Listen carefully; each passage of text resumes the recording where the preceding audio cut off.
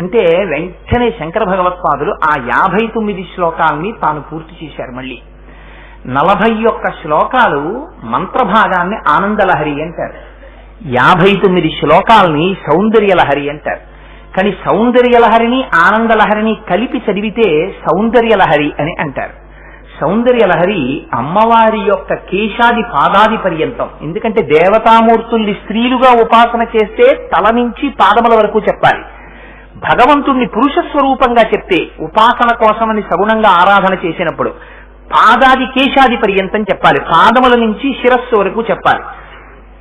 అందుకని శంకరులు మళ్ళీ అమ్మవారిని శిరస్సు నుంచి పాదముల వరకు వర్ణించారు. అయితే ఇక్కడ మీరు గమనించవలసిన ఒక చిత్రమైన విషయం ఉంది. అసలు ఈ సౌందర్యలహరిని రచించినది ఎవరు?